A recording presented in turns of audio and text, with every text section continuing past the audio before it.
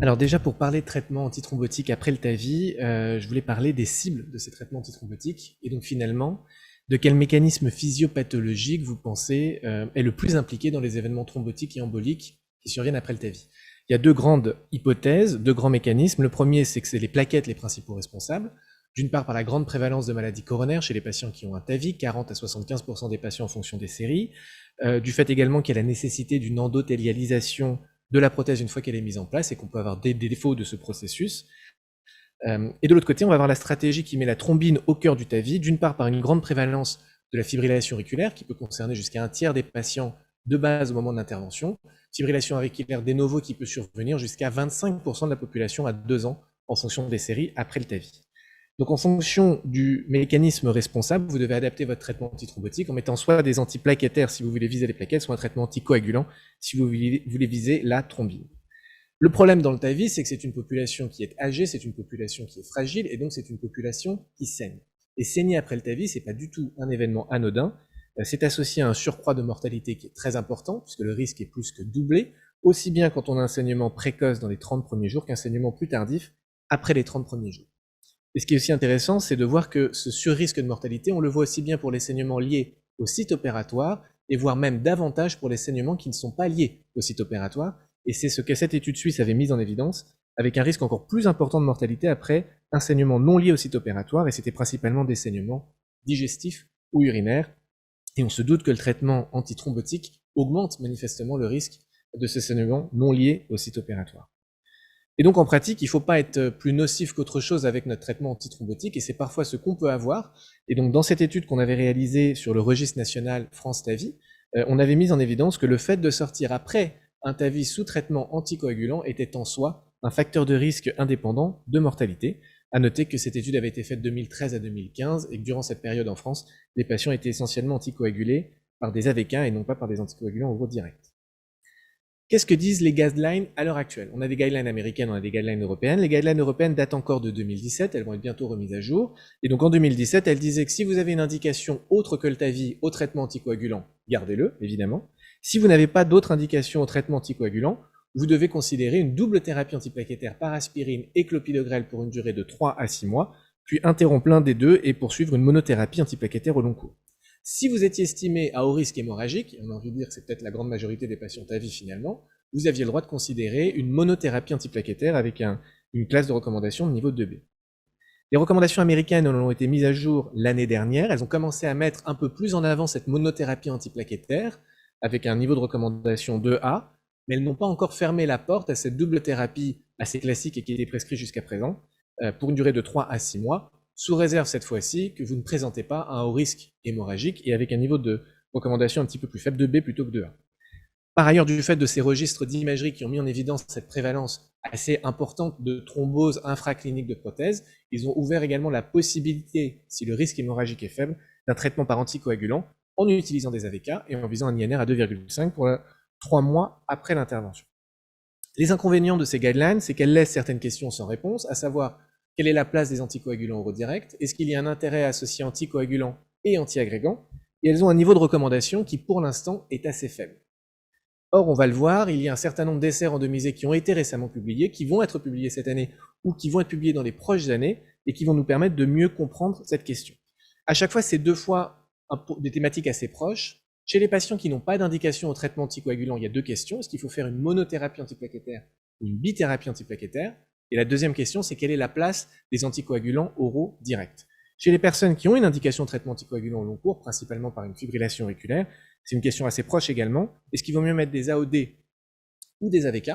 Et quel est l'intérêt d'associer à cette anticoagulation orale une monothérapie antiplaquettaire? Pour commencer par le début, en regardant chez les patients qui n'ont pas d'indication au long cours au traitement anticoagulant, on va regarder les essais randomisés qui ont comparé la monothérapie antiplaquettaire à la double thérapie antiplaquettaire. Il y en a eu 4. On a récemment fait une méta-analyse de ces 4 essais.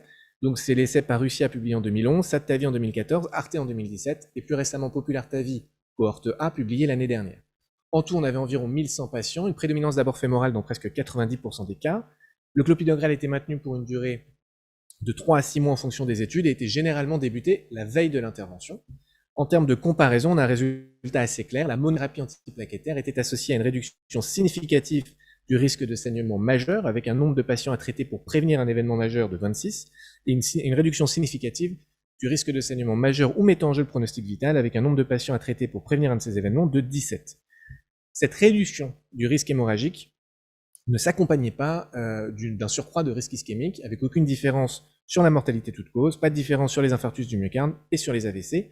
Et quand vous regardez le net clinical benefit, l'association des événements ischémiques et hémorragiques, c'est encore une fois en faveur de la monothérapie antiplaquettaire. Également, chez les patients qui n'ont pas d'indication au traitement anticoagulant, on a l'essai Galileo qui a essayé de s'adresser à la fois à la stratégie antiplaquettaire et à la stratégie antithrombine. L'essai Galileo était intéressant puisqu'il randomisait les patients après un TAVI, soit un traitement qui associait du rivaroxaban en systématique, malgré l'absence d'indication autre que le TAVI, à une dose réduite, 10 mg par jour, avec une monothérapie antiplaquettaire, et c'est important de le noter, pendant les 3 premiers mois, comparé à une stratégie un peu plus standard de double thérapie antiplaquettaire pendant 3 mois. Comme vous le savez, l'essai Galileo avait été interrompu de façon prématurée à cause d'un surrisque de mortalité qui avait été constaté. Et quand on regarde les résultats, on voit qu'en effet, le primary efficacy endpoint, qui était l'association de tous les événements ischémiques, était augmenté de façon significative dans le groupe rivaroxaban plus aspirine, principalement drivé par une augmentation significative de la mortalité de toute cause avec un hazard ratio 1,69.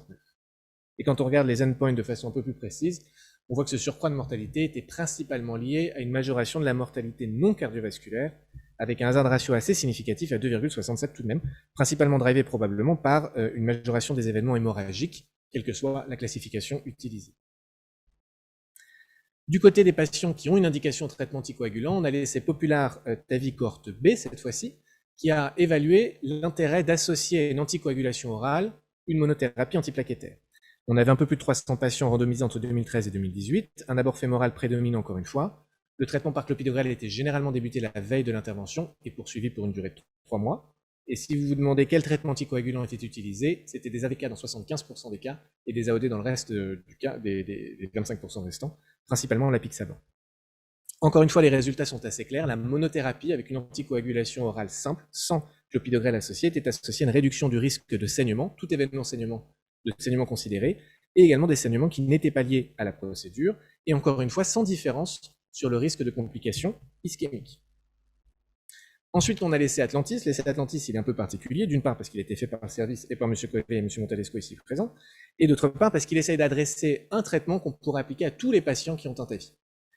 Donc, il y avait une randomisation après le TAVI avec une stratification, et c'est important, stratification qui a été faite en fonction de l'indication ou non à un traitement anticoagulant au long cours. Et dans les deux cas, les patients étaient randomisés soit être traités par de l'apixaban 5 mg à comprimé matin et soir pour la plupart d'entre eux, soit au standard of care défini comme des AVK chez les patients avec une indication de traitement ou une monothérapie ou une bithérapie antiplaquettaire en fonction de la décision du médecin traitant. Le primary endpoint était l'association des événements ischémiques et hémorragiques à 1 an. Et si vous voulez savoir les résultats de cet essai, je vous invite à regarder la session spéciale de l'ACC de mai de cette année. J'en dirai un peu plus. Ensuite, faut-il mettre des AOD ou faut-il mettre des AVK après un TAVI? Donc, Atlantis va peut-être permettre de répondre à cette question en partie, mais on a aussi un essai qui est dédié. Il faut déjà garder en tête que cette question n'est pas évidente. On pourrait se dire, a priori, les AOD vont faire mieux. Pas forcément. En l'occurrence, on a assez peu de données dans le TAVI qui comparent les AVK aux AOD. Et on a notamment ce registre européen multicentrique qui avait comparé les outcomes après sortie sous AVK ou sortie sous AOD et qui étonnamment avait retrouvé que les AOD étaient peut-être associés à un surrisque de mortalité toute cause, d'infarctus ou d'événements cérébrovasculaires. Alors c'est une étude rétrospective, la comparaison était faite avec un score de propension, donc c'est un niveau méthodologique qui est faible, et pour ces raisons, on va attendre avec impatience les résultats de l'essai Envisage TAVI qui est en cours, et qui lui randomise des patients avec une indication de traitement anticoagulant en cours, soit un traitement par AVK, soit un traitement par edoxaban, avec la possibilité en background thérapie de mettre une monothérapie antiplaquettaire selon la décision du médecin traitant. Et on se doute qu'avec les résultats de Popular TAVI cohorte B, cela se fera de moins en moins. Et donc pour finir, voilà ma diapo de conclusion avec les guidelines de la Société européenne qui vont être présentées cette année sur la maladie valvulaire et probablement un update des recommandations sur le traitement antithrombotique.